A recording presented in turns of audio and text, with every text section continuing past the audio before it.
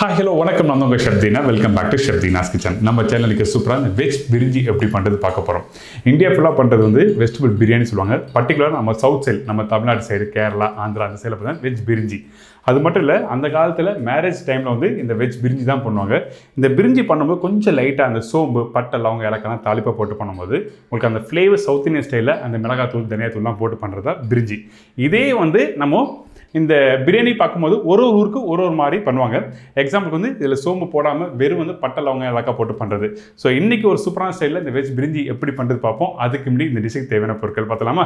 இந்த ப்ரிப்பரேஷன் தேவையான பொருட்கள்: பெரிய வெங்காயம் 2, மீடியம் சைஸ் தக்காளி 1.5, மில் மேக்கர் 50 கிராம், காலிஃப்ளவர் சிறிதளவு, உருளைக்கிழங்கு 1, beans 4, carrot 1, double beans 50 gram, தயிர் 150 ml, பாஸ்மதி ரைஸ் 600 கிராம், கொத்தமல்லி ஒரு கைப்பிடி, புதினா ஒரு கைப்பிடி, பச்சை மிளகாய் 6 நம்பர், கரம் மசாலா, பட்டை, லவங்கம், ஏலக்காய், பிரிஞ்சி இலை, லெமன் பாதி, தனியா பவுடர் 1 டீஸ்பூன், 3/4 டீஸ்பூன் மிளகாய் பவுடர், மஞ்சத்தூள் சிறிதளவு, கரம் மசாலா சிறிதளவு, சோம்பு 1/2 டீஸ்பூன், நெய் 1 டேபிள் ஸ்பூன், உப்பு தேவையான அளவு, இஞ்சி பூண்டு பேஸ்ட் 2 டேபிள் ஸ்பூன். இதாங்க இந்த ப்ரிப்பரேஷன் தேவையான பொருட்கள். இந்த ப்ரிப்பரேஷன் ஸ்டார்ட் பண்ணுறதுக்கு முன்னாடி நம்மகிட்ட இருக்க இந்த டபுள் பீன்ஸ், இந்த டபுள் பீன்ஸ் ஃப்ரெஷ்ஷாக இருந்ததுன்னா டேரெக்டாக போட்டு குக் பண்ணலாம். இதே வந்து இந்த காஞ்ச டபுள் பீன்ஸ் இருந்ததுன்னா அந்த டைமில் பாயில் பண்ணி அந்த ஸ்டாக் வாட்டரோட அப்படியே வச்சுக்கோங்க, ப்ரிப்பரேஷன் யூஸ் பண்ணலாம். ரெண்டாவது வந்து இந்த மில் மேக்கர். இந்த மில் மேக்கர் வந்து நீங்கள் ப்ரிப்பரேஷன் ஸ்டார்ட் பண்ணுறதுக்கு முன்னாடி ஒரு அரை மணி நேரத்துக்கு முன்னாடி ஊற வச்சுருங்க. தண்ணி புளிஞ்சிட்டு அதுக்கப்புறம் இந்த மில் மேக்கரை போட்டு குக் பண்ணலாம். அதுக்கப்புறம் இந்த பாஸ்மதி ரைஸ். இந்த பாஸ்மதி ரைஸ் ப்ரிப்பரேஷன் ஸ்டார்ட் பண்ணுறதுக்கு முன்னாடி கரெக்டாக அரை மணி நேரத்துக்கு முன்னாடி அரிசியை வாஷ் பண்ணி ஊற வச்சு அதுக்கப்புறம் ஸ்டார்ட் பண்ணலாம். இப்போ வாங்க ப்ரிப்பரேஷன் ஸ்டார்ட் பண்ணிடலாமா? ஃபஸ்ட்டு ஒரு பாத்திரம் எடுத்துக்கங்க. அந்த பாத்திரம் நல்லா ஹெவி பாட்டமாக இருக்கும். ஏன் கேட்டிங்கன்னா அந்த ரைஸ் வந்து பாயில் பண்ணி இதில் போட போகிறோம். அந்த மசாலா அடிப்பிடிக்காமல் இருக்கிறதுக்காக ஹெவி பாட்டம் எடுத்துக்கங்க. அதுக்கப்புறம் எண்ணெய் ஆட் பண்ணியிருக்கேன். இந்த எண்ணெய் சூடான பிறகு நம்மக்கிட்ட இருக்க இந்த சோம்பு ஆட் பண்ணுறோம். இந்த பிரிஞ்சிக்கு வந்து சோம்பு ரொம்ப ரொம்ப இம்பார்ட்டன்ட். இந்த சோம்பு போட்ட உடனே பொரிஞ்சு வரும் பார்த்தீங்களா, அந்த டைமில் நம்மக்கிட்ட இருக்க இந்த பட்டை, லவங்கம், ஏலக்காய், கரம் மசாலா இதை ஆட் பண்ணுறோம். போட்ட பிறகு வெங்காயம், பச்சை மிளகாய் இதெல்லாம் போட்ட பிறகு நல்லா வதக்கிடலாம். இப்போ பாருங்கள், இந்த வெங்காயம் வதங்கி வரதில்ல. அது மட்டும் இல்லை, இந்த இடத்துல அந்த ஆயில் பார்த்தீங்களா, இந்த எப்பவுமே நீங்கள் வீட்டில் பிரியாணி பண்ணும்போது ஆயில் கொஞ்சம் தாராளமாக இருக்கணும். அப்போ தான் அந்த வெங்காயம் கரெக்டாக ஈவனாக வதங்கும். நிறைய பேர் வந்து எண்ணெய் கம்மியாக போட்டு வெங்காயத்தை வதங்குவாங்க. வதக்கும் போது என்னன்னா ஒரு சைட் கலர் ஆகிடும், ஒரு சைட் கலர் ஆகாது. எப்பவுமே வீட்டில் இந்த ரைஸ், பாஸ்மதி ரைஸ் யூஸ் பண்ணி பண்ணுற இந்த பிரியாணி ஆகட்டும், எப்பவுமே கொஞ்சம் அந்த எண்ணெய் கொஞ்சம் தாராளமாக இருந்தால் கரெக்டாக இருக்கும். இப்போ வெங்காயம் நல்லா வதங்கி வருது. இந்த டைமில் நம்மக்கிட்ட இருக்க இஞ்சி பூண்டு பேஸ்ட் ஆட் பண்ண போகிறேன்.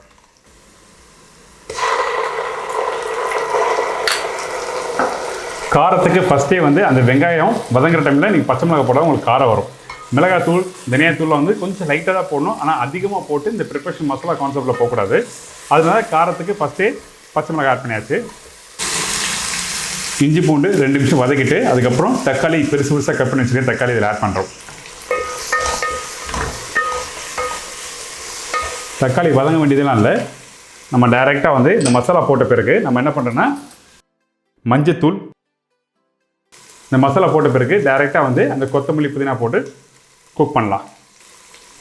மிளகாய் பவுடர் ஃபஸ்ட்டு மஞ்சத்தூள் போட்டோம், அதுக்கப்புறம் மிளகாய் பவுடர், இதுக்கு பிறகு தனியா பவுடர் ஆட் பண்ணுறேன்.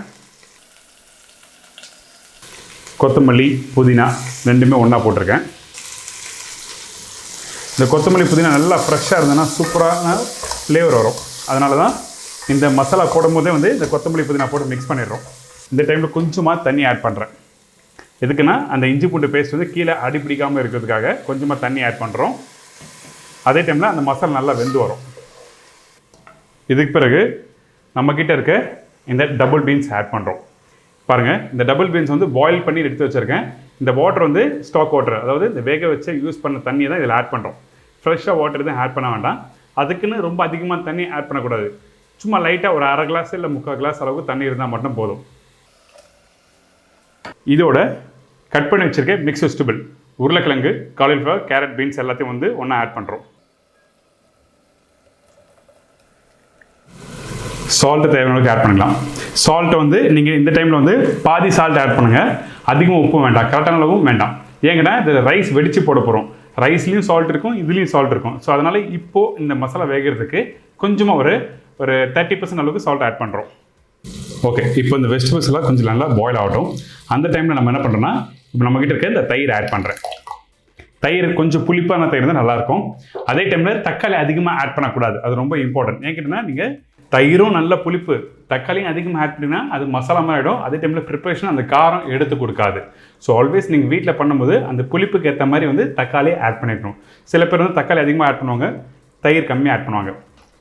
ஸோ அதுக்கேற்ற மாதிரி நீங்கள் வீட்டில் மாற்றிக்கலாம்.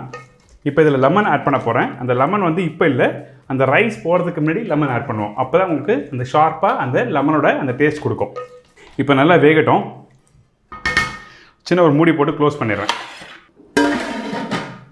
இப்போது பிரியாணி மசாலா ரெடி ஆகுது. மூடி போட்டு அந்த காயில் வேகட்டும். சைடில் நம்ம என்ன பண்ணோன்னா, அதாவது அந்த காய் வந்து ஒரு 60% வெந்து வர டைமில் ரைஸ் வந்து வெடித்து போட போகிறோம். அதனால் தண்ணி வச்சுருக்கேன். இப்போ ஃபஸ்ட்டு நம்ம சால்ட் ஆட் பண்ணுறோம். இந்த சால்ட் ரொம்ப முக்கியம். இந்த சால்ட் வந்து கம்மியாக இந்த தண்ணியில் இருக்கக்கூடாது. நீங்கள் அந்த தண்ணி எடுத்து நீங்கள் டேஸ்ட் பண்ணும்போது சால்ட்டு ஒரு கல் அதிகமாக இருக்க மாதிரி இருக்கணும். அப்போ தான் உங்களுக்கு வந்து அந்த ரைஸில் கரெக்டாக மிக்ஸ் ஆகி குக் பண்ணுறதுக்கு கரெக்டாக சீசனிங் தெரியும். இப்போ உப்பு போட்டிருக்கேன். சும்மா ஒரு பச்சை மிளகாய், கட் பண்ணி வச்சிருக்க பச்சை மிளகாய். இதுக்கு பிறகு பட்டை, லவங்கம், ஏலக்காய், இந்த மசாலாவை இதில் ஆட் பண்ணுறோம். இதில் இந்த கொத்தமல்லி, புதினா ஃப்ளேவருக்காக கொஞ்சமாக ஆட் பண்ணிடலாம். அப்புறம் எண்ணெய். இந்த எண்ணெய் எதுக்கு? ரைஸ் ஒட்டாமல் வரதுக்காக மட்டும்தான் ஆட் பண்ணுறோம். முக்கியமாக நீங்கள் கவனிக்க வேண்டிய விஷயம் என்னன்னா, இதில் வந்து அந்த சால்ட்டோட தன்மை அதிகமாக இருக்கணும். ஒரு கல் இந்த தண்ணியில் செக் பண்ணும்போது, அதாவது தண்ணி நீங்கள் எடுத்து ஒரு ஸ்பூனில் செக் பண்ணும்போது என்னென்னா, உங்களுக்கு வந்து அந்த சால்ட் ஒரு கல் அதிகமாக இருக்கணும். அப்போ தான் உங்களுக்கு வந்து அந்த ரைஸில் கரெக்டாக சால்ட் வரும். இந்த மசாலாவில் நீங்கள் கரெக்டாக ஒரு 10% கம்மியாக வச்சுருப்பீங்க. இது ரெண்டுமே போட்டு மிக்ஸ் பண்ணும்போது கரெக்டாக இருக்கும் உங்களுக்கு. இப்போ மசாலா நல்லா வெந்து வருது பார்த்தீங்களா? இந்த காய் நல்லா வெந்து வர டைமில் நம்ம என்ன பண்ண போகிறோம்னா, நம்மக்கிட்ட இருக்க இந்த மீல் மேக்கரை ஜஸ்ட் லைட்டாக தண்ணி எடுத்துருங்க. தண்ணி இப்படி இருக்குல்ல, இதை நல்லா புளிஞ்சிட்டு அதுக்கப்புறம் இதில் ஆட் பண்ணணும். வெறும் இந்த மீல் மேக்கரை ஆட் பண்ணுறோம். இப்போ ஒரு மூடி போட்டு மீடியமான ஃப்ளேமில் வச்சுருங்க. ஹை ஃப்ளேமில் வைக்க வேண்டாம். ஏன்னா நீங்கள் ஹை ஃப்ளேம் வச்சு குக் பண்ணும்போது அந்த தண்ணி எல்லாம் ட்ரை ஆகிடும். ஸோ அதனால் மீடியமான ஃப்ளேம் வச்சு இப்போ நல்லா வேகட்டும். ஓகே, இப்போ மசாலா ரெடி ஆகுது. இப்போ இந்த சைடில் வந்து தண்ணி நல்லா கொதி வருது பார்த்தீங்களா? இந்த டைமில் நம்ம ஊற வச்ச அந்த பாஸ்மதி ரைஸை தண்ணி வடிகட்டிட்டு இதில் ஆட் பண்ணுறேன். இப்போ அரிசி போட்ட பிறகு நல்லா கொதி வரும் பார்த்தீங்களா? இந்த அரிசி வந்து கரெக்டாக எந்த டைமில் எடுக்கணும்னு பார்த்தீங்கன்னா, உங்களுக்கு டைம் டியூரேஷன் சொல்கிறேன் நான். கரெக்டாக வந்து ஒரு 70% வந்து அரிசி வந்திருக்கும். 70 to 75% வந்தால் உங்களுக்கு கரெக்டாக இருக்கும். அப்போ தான் அந்த மசாலாவோட போட்டு குக் பண்ணும்போது ரிமைனிங் 25% அந்த அரிசி நல்லா சாஃப்டாக வெந்து வரும். இப்போது இந்த மசாலா ரெடி ஆகிடுச்சு. இங்கே பாருங்கள். இந்த டைமில் நம்மக்கிட்ட இருக்க இந்த எலுமிச்சப்பழம் பாதியை வந்து இதில் ஆட் பண்ணுறேன். புளிப்புக்கு ஆல்ரெடி வந்து நம்ம தயிர் ஆட் பண்ணியிருக்கோம். இப்போ அந்த அரிசியை அப்படி ஜஸ்ட் லைட்டாக ஒரு 75% சொன்னோம் பார்த்தீங்களா? இந்த அரிசி வெந்திருக்கு. இப்போ இதை எடுத்து இதில் ஆட் பண்ணுறோம். நல்லா தண்ணி வடிகட்டிட்டு அதுக்கப்புறம் ஆட் பண்ணலாம். இப்போ ரைஸ் எல்லாத்தையும் நம்ம இதில் ஆட் பண்ணியாச்சு. அதுக்கப்புறம் இந்த கரண்டி இருக்குது பார்த்தீங்களா? இந்த கரண்டி திருப்பிட்டு ஜஸ்ட் லைட்டாக அப்படி மிக்ஸ் பண்ணணும். அப்போ தான் வந்து அந்த மசாலாவை கரெக்டாக மிக்ஸ் ஆகும். அதே டைமில் அரிசி உடையாது.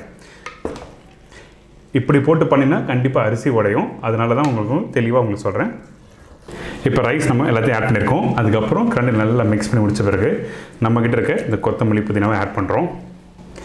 அதுக்கப்புறம் இந்த கரம் மசாலா ஜஸ்ட் லைட்டாக மேலே தூரம். நெய் 1 டேபிள் ஸ்பூன். நெய் இந்த ஸ்டேஜிலும் போடலாம். நீங்கள் தம் உடைச்ச பிறகு நீங்கள் ஆட் பண்ணிக்கலாம்.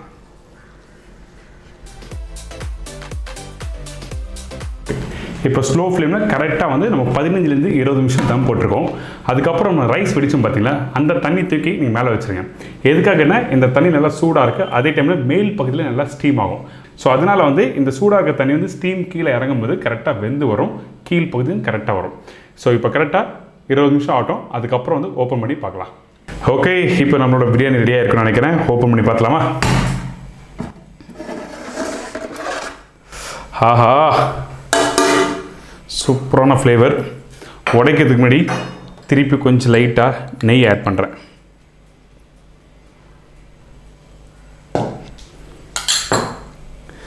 இப்போ அந்த அரிசியை வந்து இப்போ வந்து பாருங்கள், கரண்டியில் அப்படி உடைக்கலாம். செம்மையாக வந்திருக்குங்க. பார்த்தீங்களா?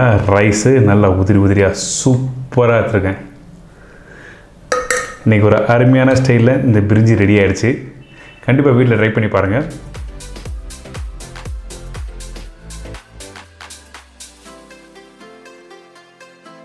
என்னங்க இந்த வெஜ் பிரிஞ்சி எப்படி பண்ணுறது எல்லாருக்கும் தெரிஞ்சிருக்குல்ல, கண்டிப்பாக வீட்டில் ட்ரை பண்ணி பாருங்கள். இன்றைக்கி ஒரு சூப்பரான ஸ்டைலில் சவுத் இந்தியன் ஸ்டைலில் இன்றைக்கி வந்து கொஞ்சம் லைட்டாக சோம்பு பட்டை லவங்க எல்லாம் போட்டு சூப்பரான மீல் மேக்கர்லாம் போட்டு கொடுத்துருக்கேன். கண்டிப்பாக வீட்டில் ட்ரை பண்ணி பாருங்கள், மறக்காமல் ஃபீட்பேக் கொடுங்க. இதே மாதிரி நாளைக்கு இன்னொரு சூப்பரான டிஷ்ஷை சந்திக்கிறேன். நன்றி, வணக்கம், see you, bye, take care.